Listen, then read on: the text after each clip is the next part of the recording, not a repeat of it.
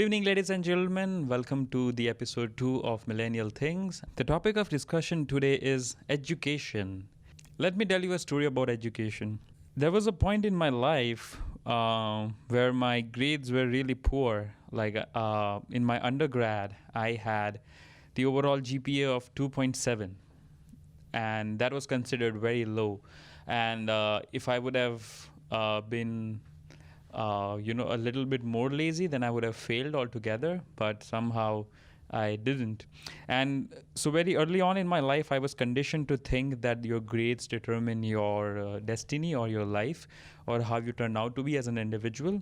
And for a very long time, that's what I wanted to become good at. But I felt over the years that grades don't really determine what you actually end up being, because it's not surprising that there are more billionaires who are Harvard dropouts than actual Harvard students. And so that leaves me very conflicted. I'm in two minds about the education. What do you guys think? Let's start with you, Rika. What are your general views or opinion on the education system? Yeah, so what you are probably hinting at with your story is that education makes us all think similar. Like, it makes us all think in a similar way. Like, through academic education or through the basic education we get in school, we are universally disciplined to think in a certain way, which is very limiting on some levels. And I don't think it's a good thing. Like, it doesn't necessarily I think it benefits to some way, but I think we can move on from here. Like, there are different things that are important in life, and only knowing knowledge and being able to do things a certain way is not the best way for individuals, for themselves, or for the whole society. It might be good for individuals, but not for society as a whole. So in Germany, for example, we have in secondary school, so everybody goes to primary school, and depending on which state you stay in Germany, I think it's from 4 to 6 years long. And then you have the follow-up school, which is high school, I guess. So there used to be 3 school forms for this. They're called Realschule. That's basically medium academic. It's more skills-based. Hauptschule, that was for people who are also more skills-based, but less academic even than the Realschule. And then there's grammar school or gymnasium. And gymnasium is very, very academic. That's a school I went to, but personally now I'm a fashion design student and I learn skills, and I think after having seen my youngest brother pass through both school forms, real school, like Realschule, I say real school in English because that's how you straight away translate it, but it's basically the medium school, I guess. He has personally learned a lot of skills and how to deal with problems and difficult situations in a way which I never learned at grammar school. So basically I felt that my grammar school was very homogeneous in terms of people and also in terms of societal intake. I don't really know how to say that in English. I don't know, but everybody was kind of the same from a similar background and had similar ideas, and everybody was similarly good in school. I think obviously there were people who peaked out in certain subjects. I can definitely relate to that. Because in China there's something that people consider as a real school, right? Which is quite uniformed way of education. And then there's another form which is which I think can be translated into polytech, where you pick up a specific type of skills like electrician, physician, those type of skills, and those are usually weirdly considered inferior to those who go to a real school, which, well, now I look back, doesn't make sense. It's actually a good thing, right? Because the logic here, now in China, those people who would go to polytech school to pick up specific skill, those are the one who kind of fail at the real school, and they would have they're left with no choice but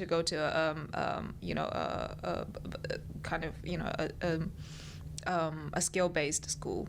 I think it's similar in India as well. Like there are, so in India, the education system is where you have public schools, which are the government schools, and then you have private education system. The irony of Indian education system is that while there are some good public schools, at the bottom of the pyramid where like the end point of the education is from the public system, that is really weak in terms of infrastructure and having skills and talent in teachers that can impart good education. But if you go to the highest of levels, for example, like the engineering or management schools, India has IITs and IIMs, which stands for Indian Institute of Technology and Indian Institute of Management, which are some of the most recognizable and most challenging schools to get in. And so there's this dichotomy that, okay, on the top you're doing really well, where you come in like, some of the best management and technology schools in Asia, but then you are ranked really low when it comes to like providing that basic primary education. And so in those regard, I think, one of the Indian politicians called Shashi Tharoor, he made a very convincing argument about it, that when India received independence from British, it had a very low education rate. So the per capita education was really low. And so for the next 40 or 50 years, the whole point of government or the focus of government was to make education accessible to everyone. So you built more schools and more outlets and more programs, and you printed more textbooks. Now you have achieved that goal where you go in every nook and corner of the country and you'll find a school. Now it's about increasing the efficiency and providing more quality in that. Okay, so you have built that scale now. Now it's about, infusing that whole infrastructure with more talent and more skills. So when that happens, which is again a long process because government teachers are not paid as much, the working conditions are not as good. So it really takes a lot of passion and a lot of conviction to do a job like that. But for me, I think the education is in the sense, I like the approach of like you learn a little bit of everything when you're in primary school and when you're in secondary school, okay, until 12th grade or whatever that's called in each respective education system. But after that, I think, once you decide to go a bit more narrow, then it shouldn't, be something that makes you feel guilty about it. So for example, if someone scored really bad in 12th grade and chooses to then go to a vocational school or the skills-based school, then that shouldn't be looked down upon because, some people are just naturally good at those things. Okay. And so that's why, and that's how like it's a really complex issue in the sense that, okay, how do you balance all the ends of the equation and make sure that people receive quality education? But okay, to lighten up the things a little bit, what was your favorite subject in school, Rika? Oh, so I think that changed over the years. When I didn't have chemistry classes yet, I loved mathematics. I was never really good at languages, but I liked math a lot. So that was my favorite subject. Then it was chemistry and then economics. It's funny that you say that your favorite subject is or was in school mathematics, because we spent almost an hour trying to find a length and angle of a triangle. I told you I missed that topic in school. I told you I missed that one. It's embarrassing because even with my help, we couldn't get anywhere. Yeah, I was surprised. Well, I wasn't there. Yeah, well, says who? An expert in mathematics, okay? That's bad. You're just fueling the Asian kid stereotype. Here's the thing. There's a general impression that Indians are good at mathematics. And engineering. And engineering, yeah. Go to Silicon Valley and NASA, all you'll find is us. There's one time, I Googled, why are Indians so good at programming?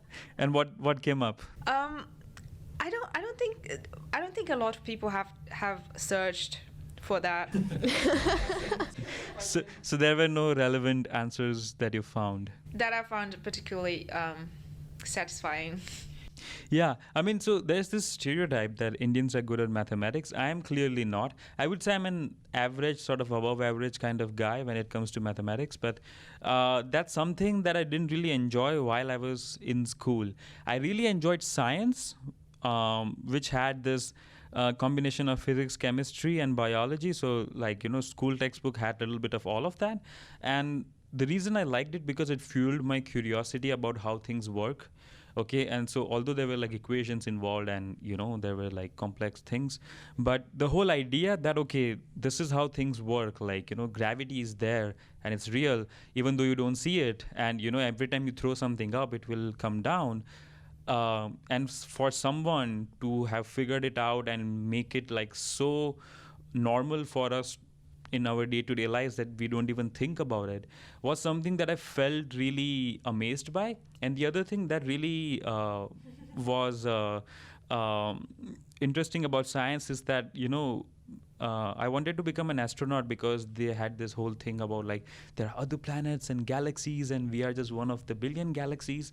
And so I was always intrigued about like, okay, so not only just the beauty of the planets and the symmetry and the asymmetry of how the solar system works, but also like the possibility that we are not alone in this universe.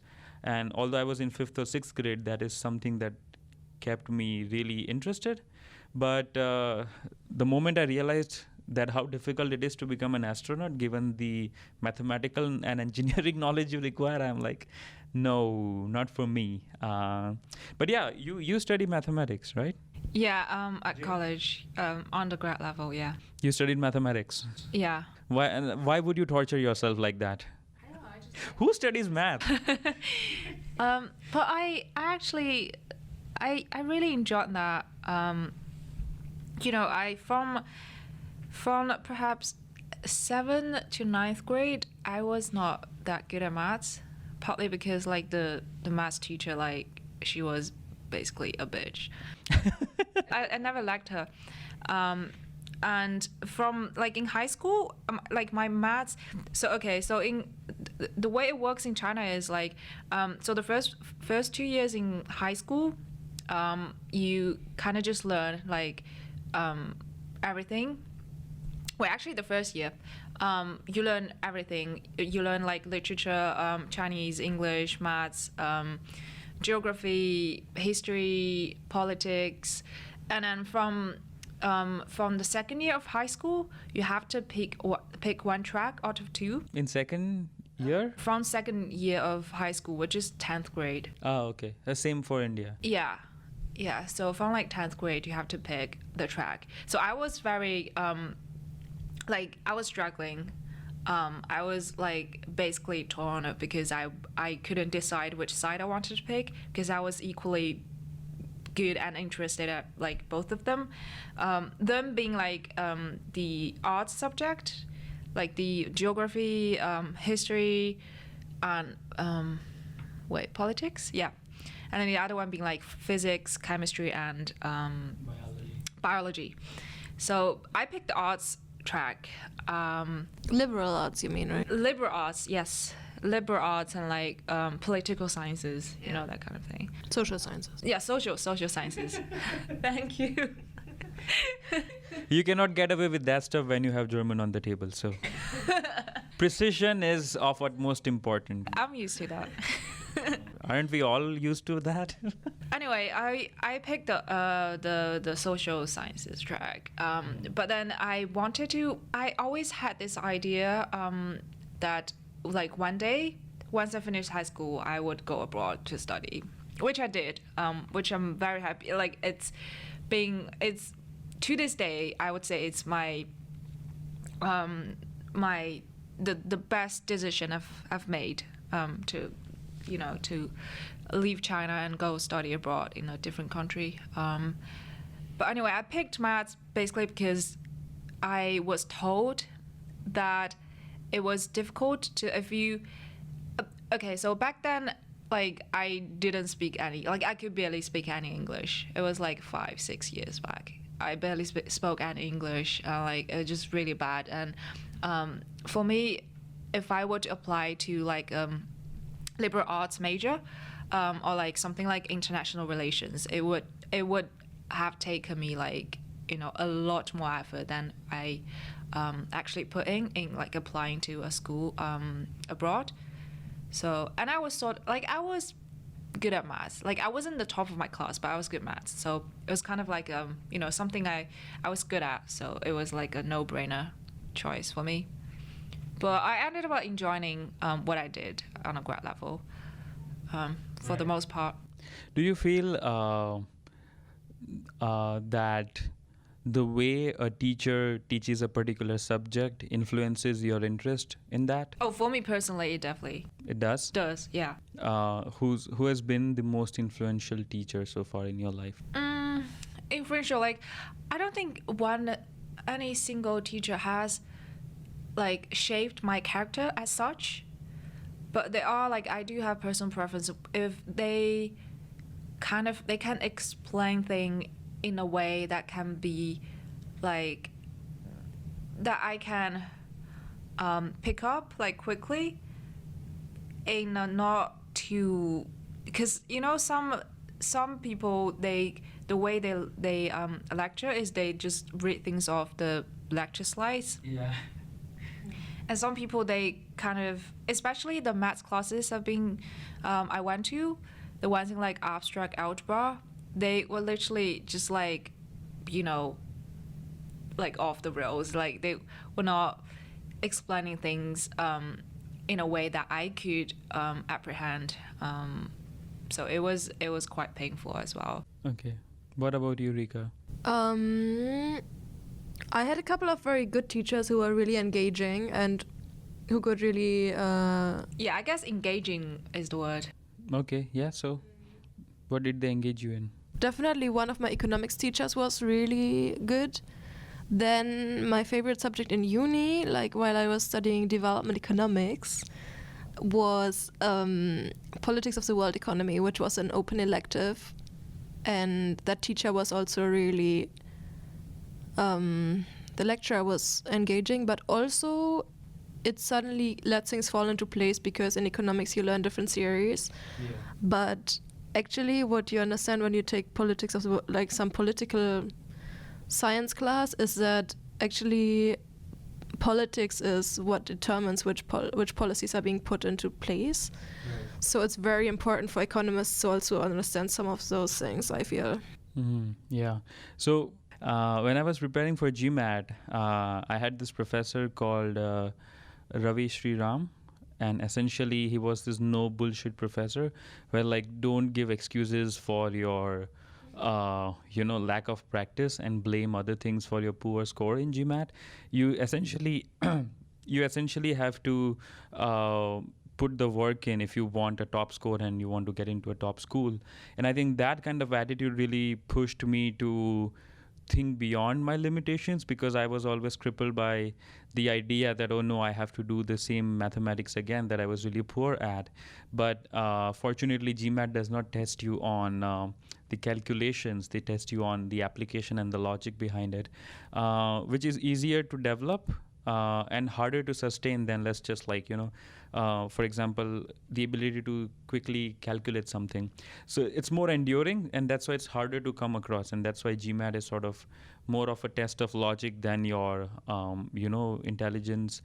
Not intelligence, but more of your brain power in a way. So yeah, he was really impactful in that sense. When I was studying at Harvard, I took a course called Disruptive Strategy, which was with Professor Clayton Christensen. His understanding of how innovation works and how industries respond to them, and how these platforms within just a matter of 10 years could become a credible threat to big Fortune 500 companies. For example, Airbnb is now considered a legitimate huge threat to the hotel industry, because more and more people are choosing to live there. And now that there are, an entire apartment listed on Airbnb, people feel, privacy was one thing that the hotel offered, for corporate clients. Now, if I have the whole house to myself, I still have the privacy, but I don't have to pay the full price. So his understanding of like how these companies emerge and what can existing companies within the industries do to stay competitive, and how what the emerging companies can do to beat those big competitors. Like he had understanding on both sides of the equation, which was great. And as an entrepreneur, that's something really stayed with me, and it sort of made me rethink the whole approach to entrepreneurship. So I think he was really instrumental in that. But there's this whole debate about like, should kids go to college these days or not, especially when you see that YouTubers and gamers are making millions and millions of dollars on like TikTok or Twitch or YouTube, and the whole point of going to college is to make a decent enough living for most people. So given that, do you think that the rising cost of college these days is justified for the return it provides? Because we have billionaires that dropped out along the way, and they still managed to become billionaires. Like Jack Ma is an example. Jack Ma never made it to Harvard. That's a different thing. But Bill Gates, Mark Zuckerberg, Elon Musk, there are people in every industry that are dropout billionaires. So what are your thoughts on that? I feel like there's this underlying assumption that people are skipping from, like Zuckerberg, like they're kind of like ignoring the fact that these people are actually capable of going to a top school, and they would associate someone who dropped out of like college or like high school as someone who would have not been able to kind of attend college to go to a top university. So I think on the other hand, I feel like I definitely see in recent years there's a trend of people becoming more aware of the costs that come with university, like high level, like higher education, and they would, especially if they have find out what they're looking for in their life, that they're seeking a particular path or passion. It can be like, I don't know, sociology, programming. If for me, it's perfectly fine if you know what you're doing, right? It's at the end of the day, I feel like it's return on investment. It's ROI. You are investing your time, your energy into something that you find worthwhile, then you go for it. It can be in the form of going to college or going to a skill, but like a vocational school, or no school at all, if that's what you prefer. Like, do what you want. But then there's definitely, on the other hand, like people still have this stereotype that, especially if you don't go to college, go to college, even if it's not like a big brand, it's better than nothing. But I don't think so. As long as you know what you're doing in life, you are disoriented, you have a dream or whatever, it's fine. You don't need to be schooled. What do you think, Rika? So college doesn't cost as much in the US everywhere. In Germany it's free, and then it's also essentially going to university or college means you buy time to focus on something you're really interested in, and you might make a career out of that, but it's also a good chance to just like meet people. And this sounds like you're just going to college for the sake of going partying. This is definitely not what I'm doing, but Really? yeah, 100%. 100% not my thing, since I also don't drink alcohol, as we have established in the last podcast. So the fees in the US are very steep, and I think the main problem with that is maybe not that you recoup them or not, but that it just generally seems to crowd out a lot of people who have a lot of potential but can just not afford the money to go to college. So they might be more skilled academically and very capable to go through uni and do amazing things, but they can't they just can't get in because they can't pay. They didn't have the... Maybe they also didn't get the grades because of inequalities which exist in school, because they couldn't get tutoring or anything like that. So, yeah, I don't know. It's a very tricky question. It's also, there's this thing... There's this thing called autodidactism or something like that. It's where people teach themselves, and that's actually also very successful in some... Autodidactic. You don't know that? No. It's like teaching yourself things like Homeschooling or self-schooling? No, it's self-schooling. So you're not being taught by your parents. It's more like you teach yourself. So you take a book in the hand and read whatever you want in the book, and then you teach yourself like subjects like... You can teach yourself anything, I guess, besides if you need big equipment and material. Basically, if you're a poor student, you just pick up a book and learn whatever it has to offer. Yeah, a lot of people do that. I don't know if a lot of people, but the people who have the time, some do that, and they can still be really successful. Like, okay, that's a good point, because, when I was transitioning from finance to media, all I had at my disposal was like the YouTube videos, tutorials, and books. That was my education, in addition to being on movie sets, is to understand the academic side of it and how it is laid out and what's the idea behind it. And then I actually see that on practice on a set. So for example, why would a certain editor cut a certain scene in a certain way? Or why would a cinematographer would frame a certain shot in a certain way? And of course, you don't have time to learn that on set. You can ask and they would give like a short reply that, yeah, because it looks nice, or like, it's good for like, this, or maybe we don't have budget, or the lighting is good, whatever. But when you actually read books on that, you get into the reason behind like how that came to be and why it has still continued to be like the cinematic technique. But here's the thing. I think education is like a double-edged sword, in the sense that we need certain people to go school all the time. So like doctors and lawyers, like in professional degrees, okay, we need people who have had good education. And you want a dentist or a doctor who has gone to a school and passed it on his talent or her talent, rather than someone who bought a degree or just made one on his or her own. Because then that's scary, because you wouldn't want to go in a surgery knowing that someone is not a real doctor and is a fake doctor. Yeah, like those skills need to be trained. Yeah, so those things, for that we need. But then I think when it comes to, let's say, for example, like entrepreneurship or coding or, I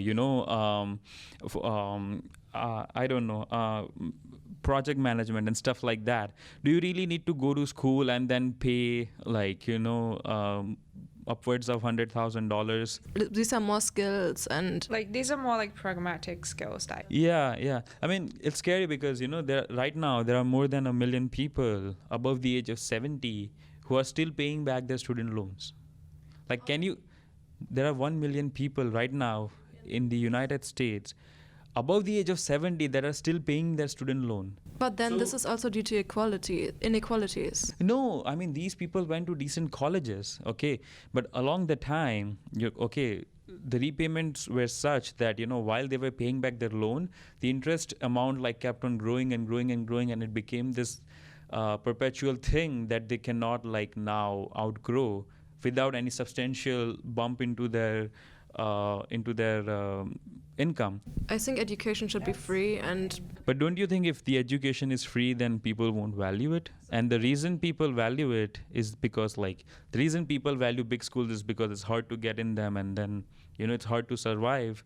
And so once you have passed from that. So in Germany, education is free, and I think the standard of how you learn things and things like that, I mean, I haven't studied at university in Germany, but since it's free, you really do it because you want to learn. So that's a different motivation as to, I want to get the highest wage out of it. So also, if you have to pay for your education, you are kind of like a customer. And then there's a lot of great inflation, I fear, in the UK as well as in the USA. So basically, one more thing I wanted to say, like when we were talking about school forms earlier in different countries, The problem with that really is that in Germany, most parents want their kids to go to grammar school. So everybody, as in India, I guess, everybody expects their kid to become a lawyer, doctor, engineer, professor. And that's kind of like... No, not professor in India. But that's what grammar school can really well equip you to do, because it's academic and you learn all the necessary knowledge and skills to get to university, to get into university, which is the pre-stage for becoming a lawyer, engineer, or a doctor. Do they, in grandma school, do they give a book on grandma's recipes? That's what you would get at the real school, yeah. They learn cooking, which is much more useful. I think nobody teaches you how to file your taxes. That is important. Financial literacy is very important. Yeah, it's very important. I just recently signed up for a financial literacy course online because I realized I also don't know anything about that, and I maybe should start learning. I mean, taxation is daunting for everyone, and that's the reason why financial consulting companies make a lot of money, because they also don't know what they're doing. They are just like, taking the best estimate of what should be done, and then they charge you millions and millions of dollars for that. Isn't that cool? This is a value thing again, though. Like, that seems very wrong. What kind of student were you in the school? Like, were you a prankster? Were you a shy student? Were you a first bencher, last bencher? Yeah, like, this is a good one, because I always feel like sort of like in-betweener, because I would make friends with the coolest kids, just hanging out at the back of the classroom, and I would not listen to the teachers. Like when I was younger, I feel like the school was it was easy, so I didn't work hard at all, but I would still hang out with those kids who work incredibly hard, and would just do problem sets together. But I would not hang out with them because they were just nerds. I mean, I'm a nerd, but don't get me wrong. I am a nerd. Aren't we all nerds at this table? But they don't do anything except outside of studying. Right. Okay. There were some subjects in which I was really good, and right now, I don't know, I like to speak in classes, so I like to sit more in the front in order to, right now in fashion school, I like to sit in the front because you can see the demonstrations better. But then sometimes it doesn't really matter where you sit because you just have to do your own work and sew your own garment together, so it doesn't really matter. So then if it's that kind of class, I like to sit in the middle because then I can see what everyone else is doing and it's entertaining. And at school, it totally depended, but I remember one situation where the teacher was putting some trouble kid next to me because I was so calm, and everybody around me had would kind of adapt a little bit, so I would be a balancing force or something like that, he said. Ah, okay. It's hard to imagine you as calm, so I don't know what... Oh! Okay. For me, it's I was a really shy kid until I made a bunch of friends that were really sort of notorious and were really the devils. So for me, I would hang out with kids who are absolute devils and good for nothing. Then I would hang out with bunch of nerds for whom equations and textbooks and poetry is everything that they want or know in their life. And I would switch between them because there is no fun in just being a nerd or just being a devil. You want best of both worlds. And I was bullied a little bit in school, and then I became a bully, okay? And I realized bullying in general is bad and nobody should do it. I was too, and I still don't hang with those people. You were bullied? Yeah. It's hard to believe that. Why? I think you would have bullied people. You would have punched them and kicked them and ran tractors over them. Unfortunately, at that time I didn't. But also many of them got kids already, so I'm quite happy I didn't become best friends with them again. I mean, yeah. So for me, that was the thing. That was my evolution, and I really was this non-conformist kid who would to break rules, and we have broken a lot of rules when I was in school. So for me, it's okay, it has been an evolution of being a recluse, introverted kid to becoming this absolute monster. And then after moving to Mumbai and then to the US, it has sort of calmed me down. And now I am in this balance of Like, I can be crazy if I want to, and I can be like super calm and chill if I want to. So it's that. But okay, I want to close with this question. Okay. Have you ever had a crush on any of your teachers? No. I don't know. Like, define crush. Someone that you were attracted to, okay, but in a very innocent way, not in a way that, okay, like, I want to go on a date with them or whatever, but you wanted to be his or her favorite student in some way. Girl crush? Girl crush, boy crush, whatever. Yeah. I mean, there was definitely like teachers that I look up to. Not like in a crazy, no, I don't idolize anyone, so, but they're definitely, but in short, no. I did not have crush on any one of like. Really? Not even any male professors? No, because like I believe in growing together, so like they were like Already grown? they were already grown up. No, like they kind of like have the they were always like people like I would really respect. Oh, okay. But I don't know, that's also like something. I mean, respect also leads to attraction, or like. No, not for me so much in this for case, you? because I don't know, I was talking to someone else recently, and that person was talking about how many of his co-students or something like that hooked up with their teachers, and I was like, oh my god, yeah. Well, that's a bit extreme. I wouldn't say as far as going as like hookup, but I mean, yeah, like you have that. Yeah, but I was like shocked. I mean, that seems to happen a lot, but Oh, that's a different podcast topic. Like that's more scandalous. Mine was more innocent question. Like, have you ever had a crush? I'm not saying if you ever hooked up with a teacher, but a crush, like. If I went to an art school, I probably would have had crush on someone. It's just like the degrees that earned, like the professors are not as attractive. There are no attractive maths professors. also in fashion, all many professors are not necessarily straight, so You don't have to hook up with them. So how does it matter if they are straight or not? You are just like, I've had crushes all along my school. Like yeah, like you feel that sort of attraction when you are in that adolescent age of like between 13 to 15, and that's when you are sort of like becoming more aware of yourself, and then you see like an attractive teacher. I think that's for men especially, Maybe, yeah, it's a male thing, but because I've heard that before. yeah, it's always like it's it's always like you always like look at an not elderly but like slightly more mature woman, and you are like, okay, well, she's beautiful, she's nice, she has command over her subject, and she always picks me amongst other people, like, okay, yeah, so like this is a good kid. And so I always wanted, like, during my undergrad there was a teacher who taught financial markets, and I was really good at it, so she would always pick me for like examples or demonstrations or whatever. And yeah, that was, I had a little bit of crush on her, and she is like, yeah, I wanted to be her favorite student, and I was.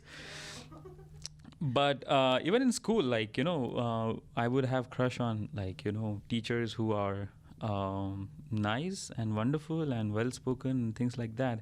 Now here's the thing, I'm in grad school and I still have crush on my teachers.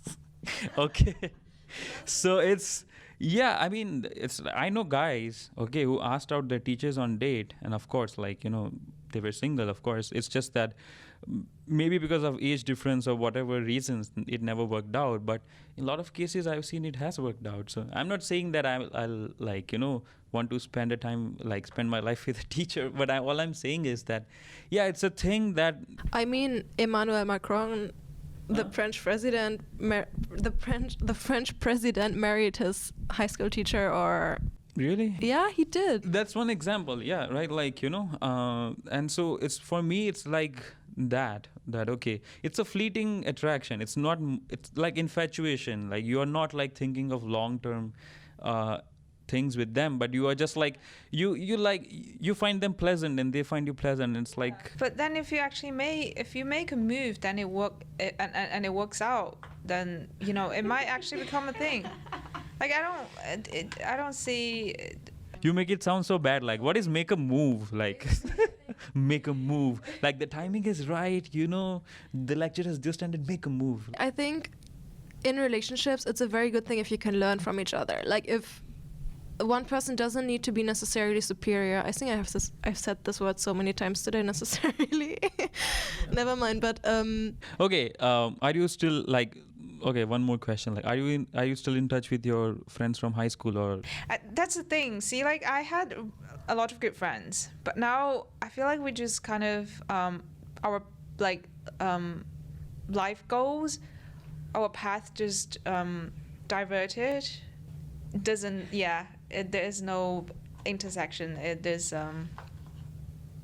we had a lot of good laughs, good times, but I feel like most of them are just not as ambitious, and most of them have not studied abroad. And even for those who have, they like their mindset is, most of them is kind of closed off, which is common in like Chinese students who go abroad to study. Yeah, I think I would say the same with like Indian students, where it's like a lot of them either go back to India or they are not ambitious enough. For a lot of them, coming here is like a 2-year holiday or something like that. Exactly. But some people, again and again, a lot of my friends are also that way, where I'm still in touch with them, but their lives have gone a very different path, because either I'm still close. It's not that. It's just that they look at life very differently than the way I do. So as you were saying, they are not as ambitious, or they still have a very closed mindset. And I think a lot of my friends fall on that spectrum. But yeah, nonetheless, because we did like a lot of crazy stuff while we were in school, we have all those memories, and so that keeps us together. Like every time we catch up, or if there's a discussion, we talk about all the random, funny, silly, stupid things with it. But what about you, Rika? Yeah, I'm still in touch with some of my high school friends. So I went to 2 high schools, and one of them was in the UK. So I studied the International Baccalaureate, or the IB. And I'm still in touch with quite a bit of those people, because they're also mostly living abroad. The school was very international, so we all came from different countries. And I am still in touch with a lot of people. Not in very close contact or in very, very, very regular contact, but still, yes. Would you have done anything differently in school? No, I wouldn't have done anything different. I think, fortunately, I'm the kind of person who never lives with regrets. I live my life on my own terms. And although back then there were like bigger forces that were controlling my life, so like my parents' influence, the school, the location, the surroundings, but no, it's just the amount of fun that I've had, okay, and the kind of shit that I've gotten away with. I don't think it would have been possible anywhere else. Okay, so for me, that is a very liberating thing. Like the kind of people that I've met and the kind of things that we have done. No, I would not do anything differently. I would live the same life again if I had the option to. I mean, you never know, because you never had a second life. That's true. But I mean, here's the thing. Okay, all I can think of, okay, that the way my life was, if I have the option either to make it better or worse, okay, the worst would be that, okay, I had like even shittier grades and even worse friends, fell into bad company, picked up addiction, my life derailed completely. That's worst. Or better would be that, okay, I conformed to the standards and the norms, and I was this, intelligent kid, top of the class, and always kind of, like the apple of everyone's eye kind of thing. But then You would have had a different life, like, right now. yeah, I mean, if you have led a different life, that is your normal, and you would choose to do it that way. I understand what you're saying, but for me, I don't know. The more I reflect back on that time again, I feel like I had the best of both worlds. I, did crazy stuff and got away with it, and then like I studied just enough to like get through the school. So it's that. So I wouldn't change. I would have probably, if I could choose, I would have probably gone to a school With more attractive teachers.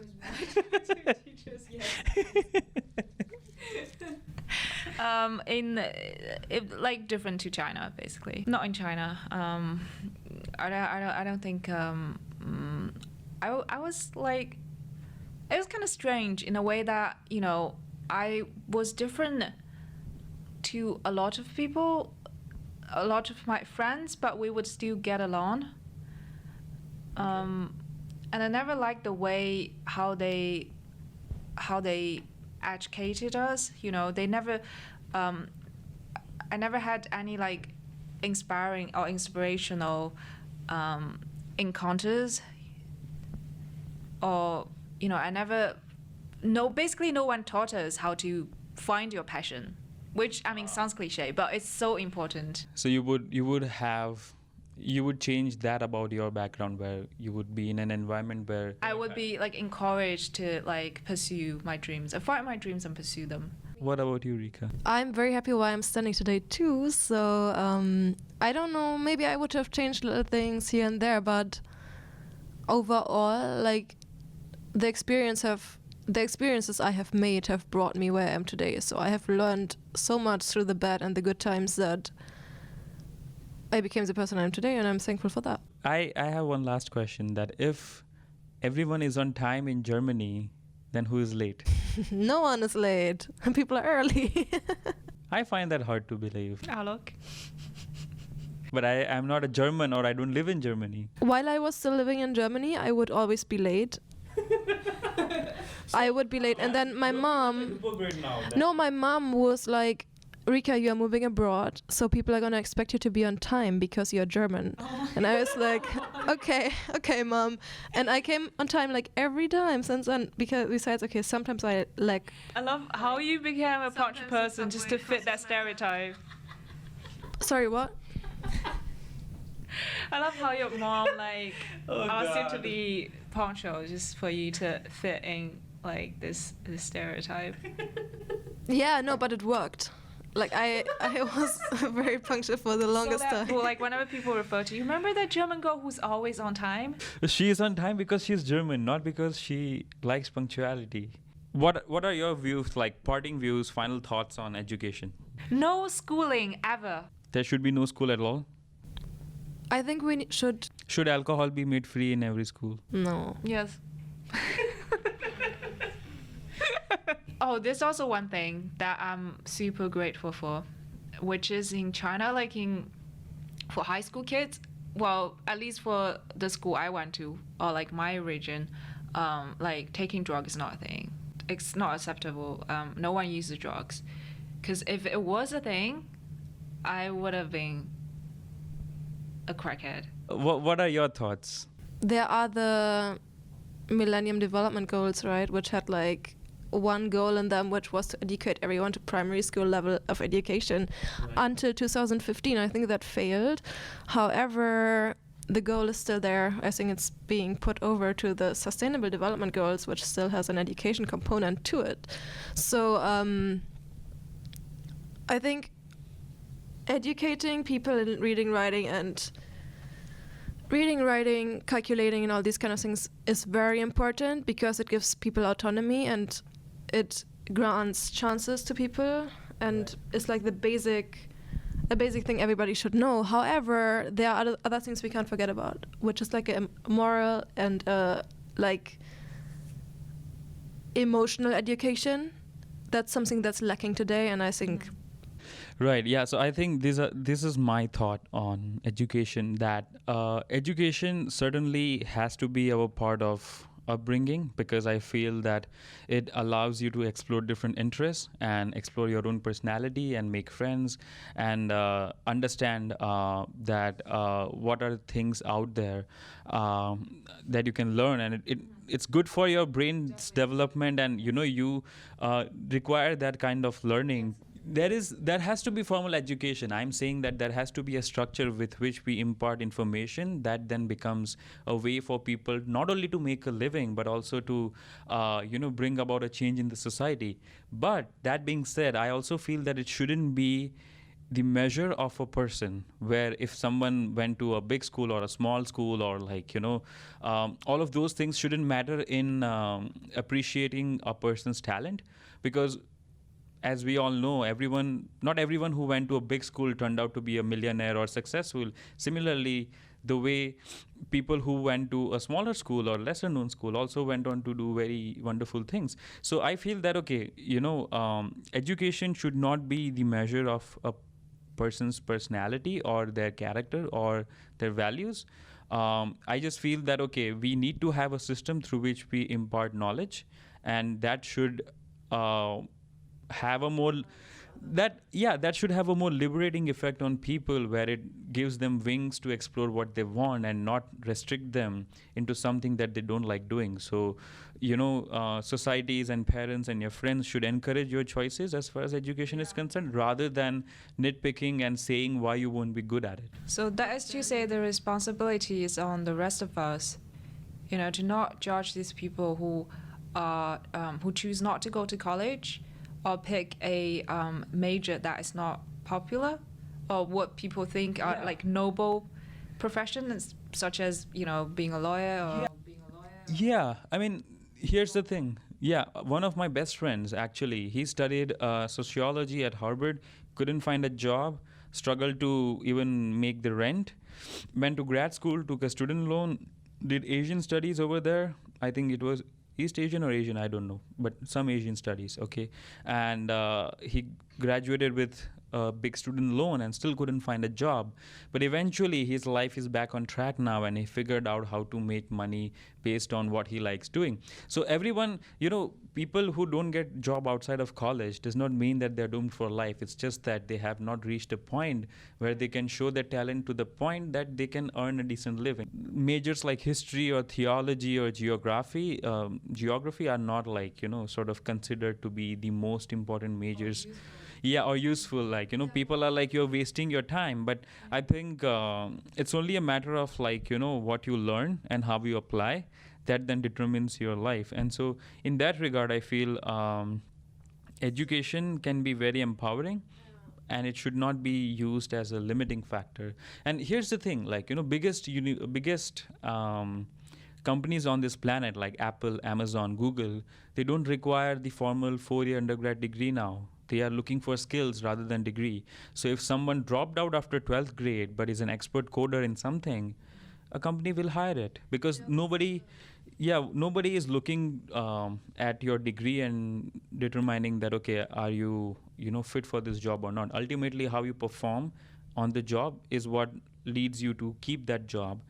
And so, I think skills, we are moving towards a world that is more skills oriented rather than degree oriented. And that's why this whole question about like, do we even need a degree is arising. Yeah. Okay, so on that note, I would like to say thank you to everyone who heard this episode.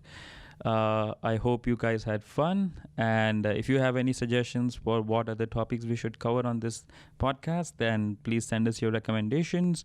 Our social media links will be mentioned in the description, so feel free to follow us. That's all for this week. We'll see you next time. My name is Aalok. Jay. Rika.